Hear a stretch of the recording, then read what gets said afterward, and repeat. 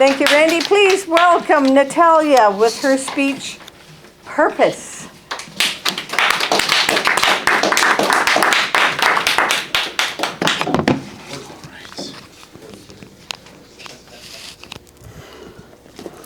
Thank you, Mrs.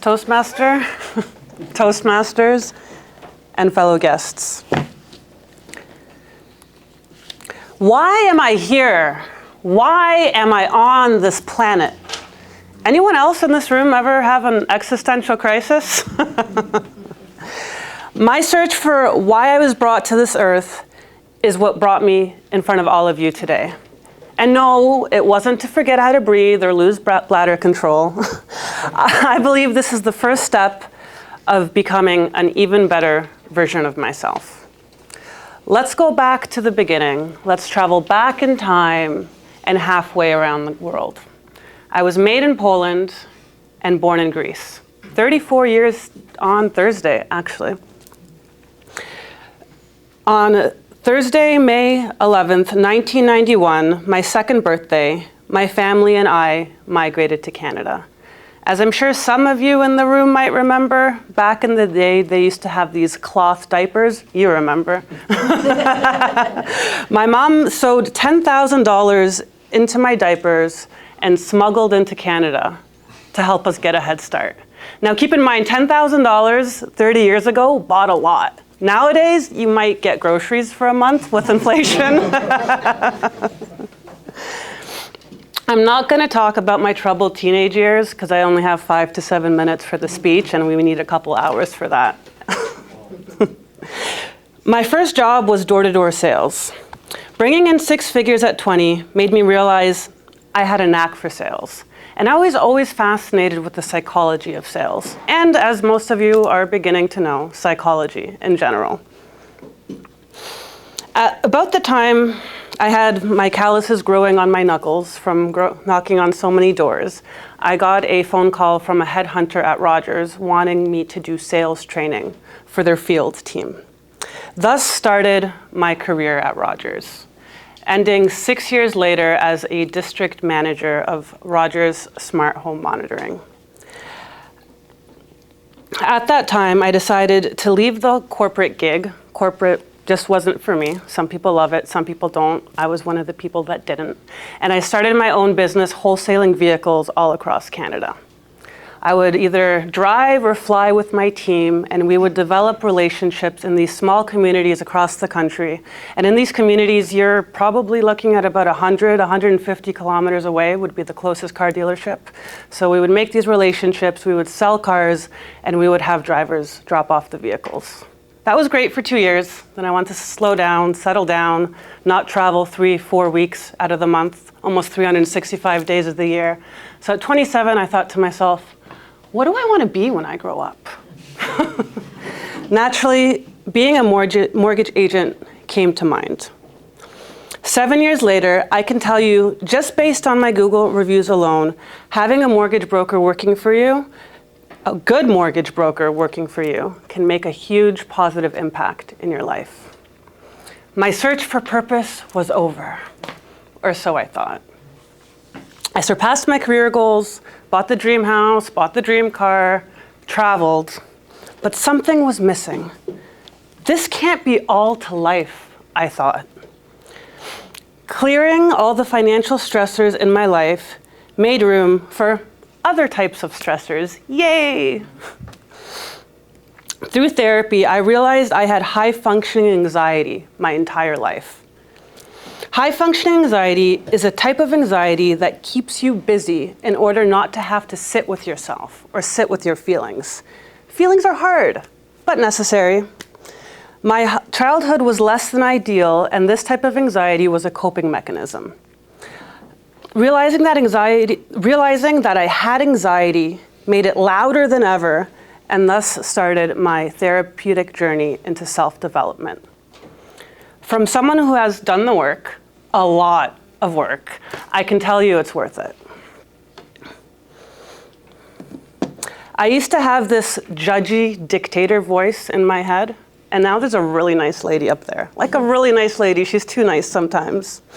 I joked with my therapist. I was like, I think we did too much therapy. I could just end up homeless and be happy. Like, there's no one yelling to do things. There's no one cracking the whip all the time. But it's nice. There was actually a fascinating grieving period I went through, because that judgy dictator was whom I identified with for the first 30 years of my life. Then one day, poof, that mean voice was gone. It actually made me a little less afraid of death. I mean, that person I was is dead. That voice is completely gone, no longer exists.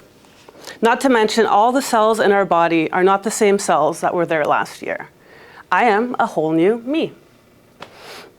I went on a hiking trip with my sister. As mentioned, we do it once a year. I do a lot of growing with my sister. She does not beat around the bush. So on this hiking trip, she heard me talking to myself. We're going up this really, really big hill, and it's been a while, it's day 5, we're exhausted. She heard me talking, "It's okay, buddy, you got this." She stopped, she's like, "Did you just call yourself buddy?" She was so surprised that I called myself buddy, and I was speaking nice to myself. And that made me think. That made me think about the mean names I used to call myself and the mean things I used to say to myself. I think we all still do it. You ever make a tiny mistake and say, "Oh, I'm such an idiot." Why? Why are you calling yourself an idiot? Would you call your best friend an idiot? I wouldn't. And think about it. We should be our own best friends. That one voice you have in your head, that should be your best friend. That's the one thing that's going to be there all the time.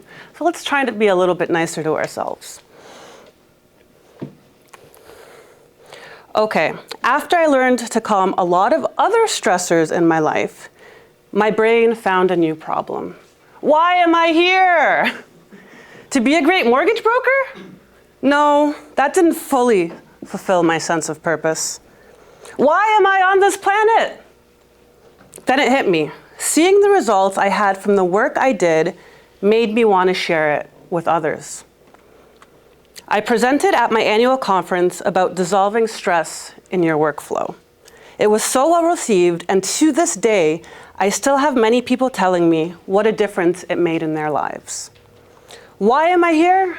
I am here to motivate and inspire people to live the best life they can. Your entire human experience is in your mind, and I pride myself on being able to deliver easily digestible material that can be useful when it comes to controlling your mind instead of your mind controlling you.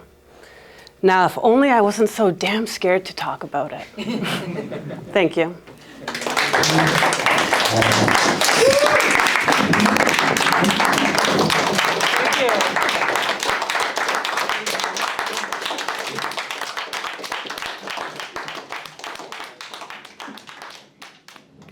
Ready, recording me?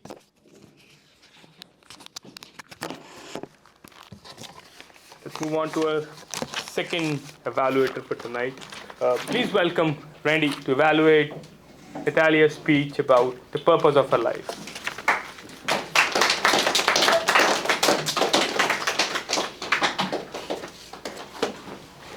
Thank you, my Yank, fellow Toastmasters, and especially Natalia. Disclaimer to any guests or potential new members, not all icebreakers are that awesome, so great job, Natalia. You don't have to, if you're nervous about being public speaking and you're thinking, I could never do that, what Natalia just did, yes you can, and she's starting out at a really high level, so great job, Natalia, I loved your speech. I'm going to use the 4-2-1 approach for evaluation. 4 things I thought you did fantastic. 2 little tips to maybe take the speech to the next level, and what I thought you did absolutely the best. First of all, one thing I loved your opening. You had she used a rhetorical question. She asked us a question and to get us into the speech. That's a great way to start a speech, using a rhetorical question. 2, her gestures were very good. She's very natural. You'd see her going like this a lot. And then I really liked when you said wholesaling all over Canada. That was very natural, and that's the gesture you want for something like that. That was one of the gestures I really liked. 3, you had an outline with your speech. You could tell that you had an outline, and it was a well thought outline. You had your intro. You talked about your life, your details of your life. Then you talked about the purpose and being a mortgage broker. Then in second, you talked about the high functioning anxiety to overcome her. and then you talked about how you wanted to share it with others. That's the outline that I saw, and then you concluded. So I thought there was a definite outline to it. Fourth, I thought you had an awesome, strong conclusion. I loved how you said, it was like, now if I could, if I just wasn't so scared to talk about it. And then you said, thank you. And I thought it was a good, strong conclusion. That was an excellent, well-written conclusion. Two little tips that I think you could take the speech to the next level. And again, Natalia did the speech a week early. She was actually supposed to do it next week, so she had to rush it a little bit. There was a little bit, you can tell, because she was reading a lot. She had her head down reading, but not the whole time. There were a lot of times when she was having really good eye contact. So I think one of the times I saw her doing a speech, she was looking down a lot. This time I'd say that was like 70%. Now you're at 30 or 40%. So that's a really good increase on that. Another tip I think, as awesome as your conclusion was, there was actually one thing you did I thought took away from the conclusion. And there's nothing wrong with doing this, and this is debatable, but when you say thank you at the end. A lot of times, if you're doing a table topic, thank you is good. If you're a new Toastmaster, you're new to public speaking, a thank you is actually a really good way to end something because it says, okay, I'm done. Because I do see some people will be speaking and they'll just kind of trail off and they're not sure where to end. It's like that. I remember when I was in high school, there was a band playing Roller Coaster of Love, and they couldn't stop because they didn't know when to stop the song, and the song went like 10 minutes, and it's supposed to be a 3-minute song. So thank you is good when you can say this is when it's done. But now if I wasn't just so scared to talk about it, Toastmaster, there would have been like a real big punchy ending, and then you kind of the thank you was just took away a little bit from that awesome written conclusion you had. Now what did Natalia do the absolute best?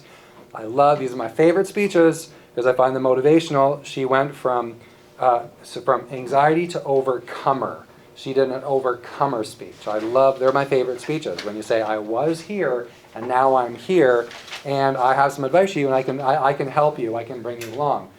A good piece of advice is it's okay to show your scars, but don't show your open wounds. Same for Facebook. Don't show your open wounds to everyone. It's so-and-so, I'm mad at them. Don't do that, it's tacky. But if you said, there was a time in my life I was, this, and now I'm here, that's a scar. Scar between open wounds. And that was, you talked about scars and not open wounds. You got when you said it's worth it, judgy to nice lady. It was very motivational, very positive. Talked about self-development, very motivational and inspiring. Fantastic job. Thank you very much. Back to the General Evaluator.